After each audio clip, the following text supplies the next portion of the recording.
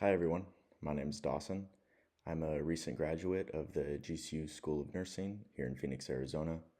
Um, this video is just going to be about how to land a job after nursing school, the application process, what pay looks like, what the job market looks like, and my advice for you guys going forward since I've already landed a position. So before we go over anything else, what you're going to want to keep in mind is these two key points here, and I can't stress these enough. Your pay as a new grad nurse and any nurse is going to depend on what state you practice in. Also, when landing a job, engaging in looking for a job, your connections are going to matter a whole lot, and we'll delve into these a little bit more. So here is my process and what I did. I'm from California. I went to school here in Arizona. I utilized a lot of my connections back in my hometown area of California. I had a specific hospital in mind that I wanted to work at. I've only had a desire to work in the ER, and so I knew a specific hospital and a specific department that I wanted to work at. I had that in my mind from even before I started the nursing program.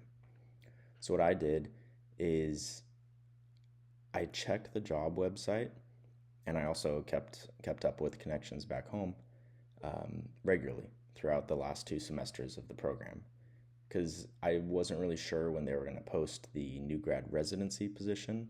So I was checking it pretty much every other day, sometimes on a weekly basis, but I wanted to be sure that as soon as it was posted, I could apply right away. Now, in order to increase my chances of landing a position, I made an effort and put in a lot of time building connections with faculty during the program, as well as staff at the hospitals during my clinical rotations, whether that was with nurses that were proctoring me, or even other staff. Just talking to them, being friendly with them, becoming friends with them, stuff like that. It goes a long way. Now, building off of that, I ended up getting a lot of letters of recommendations from those connections. That is what LOR stands for. These letter of recommendations, these will greatly enhance your ability to land a position. Now, you can gather as many as you want and just keep them in your back pocket for when you apply to a position. But what you're really going to want to do is cater your letters of recommendation towards whatever job you're applying for. So say you're in your final semester of your nursing program, you see a job opening for a new grad position in, let's say, labor and delivery. Well, you're probably going to want to use your connections and letters of recommendations from anyone who has worked in labor and delivery. So if one of your professors, say your labor and delivery professor, use one of their letters of recommendation, and then you can add in some other letters of rec that are pretty good for you. So that helps out a lot. And then the same process would go for any other job and department.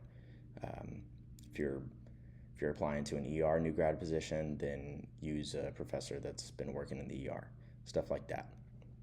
Now, during the application process, I used a personal story. They should give you like a box to elaborate on why do you want to become a nurse, yada yada yada. Pretty much everyone has a personal story relating to why they want to be a nurse. Use that. Bounce ideas off your peers, your family, whoever you have in your life that are trusted sources.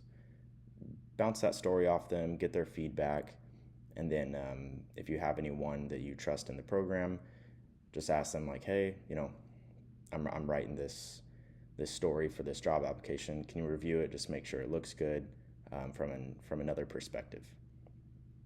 So once you apply to the job, which I did, then I got an interview. Mine was a phone interview since I was still in the program out here in Arizona, and the job's back in California. The phone interview for me was surprisingly fun. I've never had a job interview be fun, and it was really funny. They give you a list of questions, some basic stuff like tell me about yourself, why do you want to become a nurse, and then they're going to give you scenarios.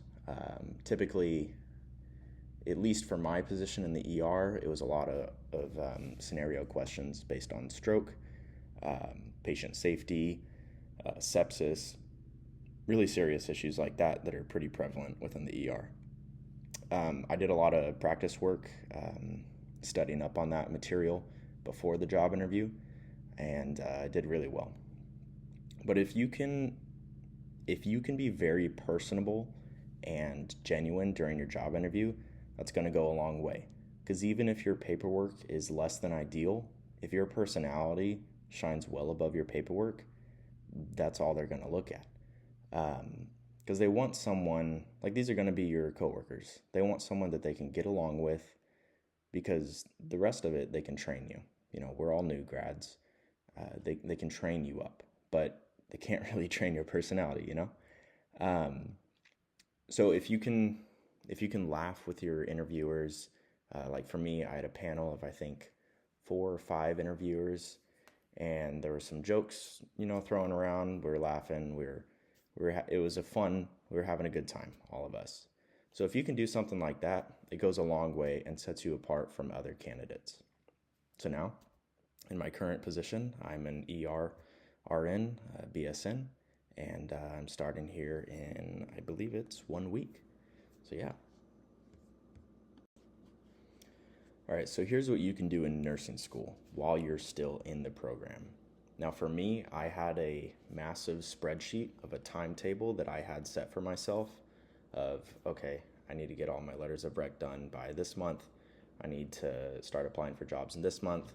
I need to get my certifications in this month, yada, yada, yada. I'm very meticulous about that type of stuff. It's going to help you out a lot if you follow in similar footsteps. So what you can do is right here, the step-by-step process. First off, you want to figure out where you want to work. If you don't really know, you're going to get a lot of opportunities to figure that out while you're in the program. However, there's not a incredible abundance of exposure. You get just enough to get a feel of any department. So, whether that's med-surg, labor and delivery, postpartum, pediatrics. I didn't have an OR rotation. You're going to have PCU, you're going to have trauma, you're going to have ER, ICU, really any department. You're going to get a tiny bit of exposure to at the bare minimum. So even if you don't know what area you want to go into, get that exposure, get an idea. You may already have something in the back of your head, but then build upon that. Because by the end of the program, you should have that figured out for sure, and then be able to pull the trigger on applying for a job in that area of expertise. So that's what you need to do first off. And then next, you're going to want to foster connections with your professors, your peers, and hospital staff. I mentioned this briefly before, but this is really important because if you build those connections throughout the duration of the program, they're going to be much more willing to write you a letter of recommendation and go to bat for you when it comes to a job application.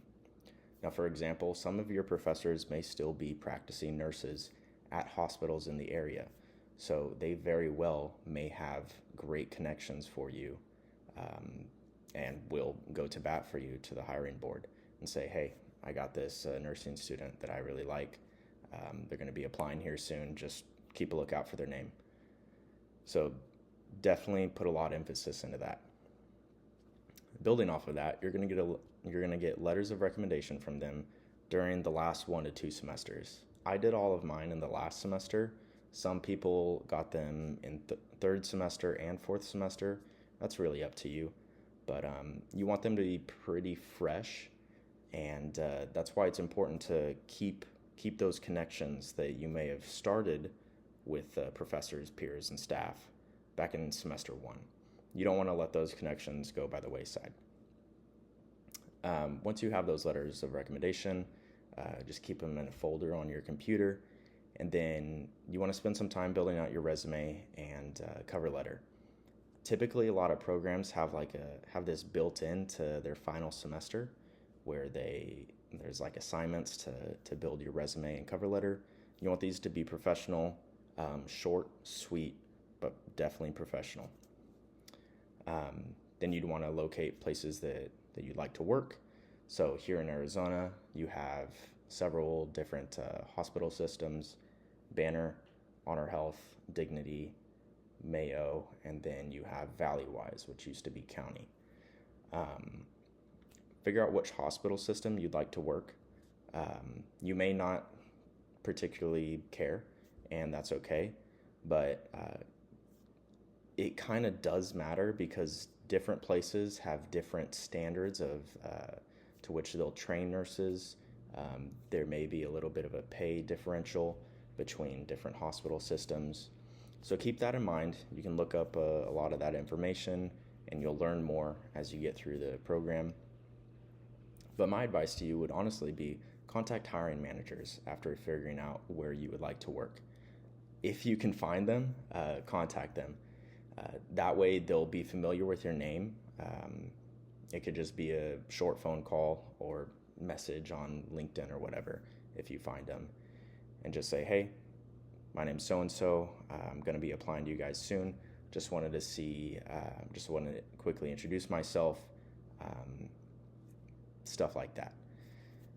And then you're going to want to keep track of those job websites for when they do post those new grad residency positions. Some of those positions have a very short window of application. That's why during that last semester, you're really going to want to be checking every day practically. I think for my job, there was a 5-day open period. So there was a 5-day application process, and then it closed. There were still over 300 people that applied to that job. So then once you apply to that job, you're going to use all your letters of recommendation, tailor those letters of rec towards the job that you're applying for, utilize connections if you have them, and then once you do get the interview, then you're going to want to be professional, genuine, likable, charismatic. You can practice that. There's a bunch of YouTube videos for tips on that. Heck, I even practice with some of my buddies in the program. It's good stuff. All right, so here's the good stuff. Expected pay. This is what's on a lot of people's minds, especially for those of us that have student loans. This is going to be completely dependent upon what state you're going to be practicing in, what area of that state you're practicing in, as well as specialty. There's a little more wiggle room with specialty, but it definitely matters what state and area you're in. So for pretty much all of Arizona, you're going to be starting around $30 to $35. I don't think I've heard of anyone getting less than that. In Southern California, so like San Diego and Los Angeles, there's a lot of jobs starting around the $55, $60 mark. Some may be a little higher, especially if you end up working for Kaiser, which is really hard to get into. But I'm from Northern California, and that's where my job's at. And my job is starting at $65 an hour before any differentials. But a lot of jobs in the area start a little bit higher than Southern California. So it's a really unique case where cost of living is lower, but pay is higher. Now, if we're talking about any other state, I can't really give you any specific information there since I'm not familiar with a lot of that. But average for the U.S. is starting around $30 an hour. Most places will start you higher than that. So if you can't find something higher than $30 an hour, I'd expand your area of where you're applying for jobs if you can. But also keep in mind, you're going to get pay bumps. Once you get more certifications, you're going to get pay bumps. Once you get more time, you're going to get pay bumps. It's just kind of a waiting game, unfortunately. Also, you want to keep in mind night shift differentials. I know a lot of people don't like working night shifts. For me and a lot of my buddies, we love night shifts. It's awesome. Night shift differentials typically are like $4 to $7 an hour higher than a day shift hour rate. So for myself, I'm $65 on days, and then night shift for me will be $70 an hour. Um, a lot of places also offer a weekend differential. Some of them do a flat hourly rate where it's like an extra dollar or two an hour. Some places do a percentage rate where it's like an addition of 18% or something per hour. And then this one is really something you want to consider as well, benefits. I've known several people that have taken jobs with lower pay, but they have outstanding benefits. So here in Arizona, if you work for the county hospital, which is now known as Valleywise, they have really, really great benefits, but your starting pay is going to be a little bit lower than a lot of your peers at private hospitals. So keep that in mind because those benefits pay off in the long run, especially if you're married, you're starting a family, raising kids, all that stuff. It's going to matter a lot. And also, you put 2 years in, your pay is going to be pretty high.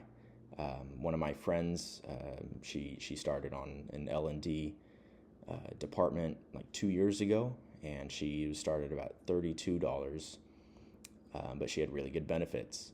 Now she's making $48, and the really great benefits are still there. So keep that in mind. Your pay is going to increase a lot.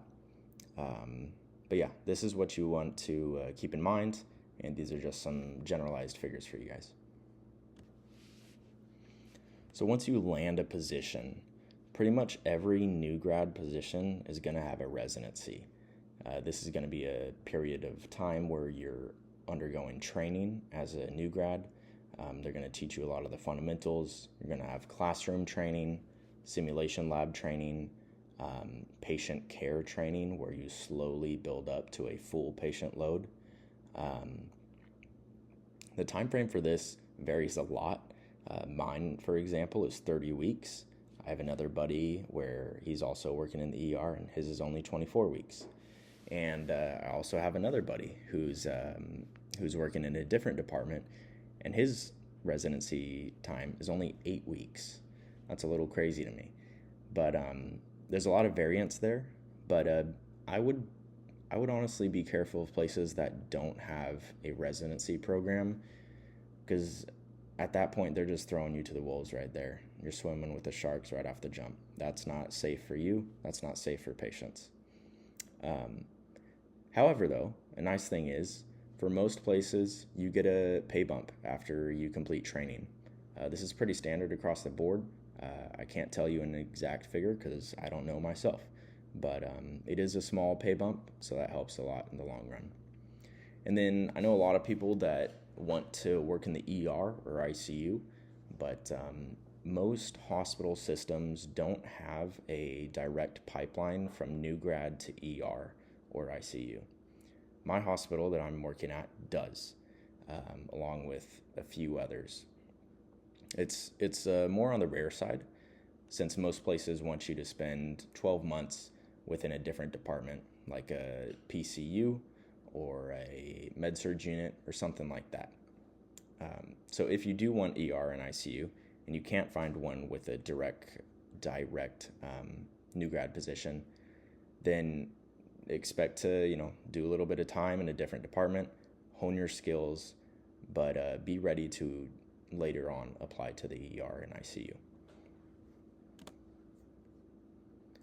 All right, so here's your time frame for landing a job. In general, it just depends. For me, I accepted my job offer before I even graduated. It was in early November, and I graduated in December. I know some people that still do not have a job, and we're close to 3 months out from graduation, and that's just the way the cookie crumbles. However, if you are on the pickier side, you may have a harder time finding a job, just the nature of the beast. And also, it takes a lot of effort. Like, you got to put in the effort if you want to reap the rewards. So if you put in the time, if you use the process that I've outlined here, the overwhelming majority of you will have no problems whatsoever. You got to utilize those connections. You got to find some good letters of recommendation. You got to take this seriously.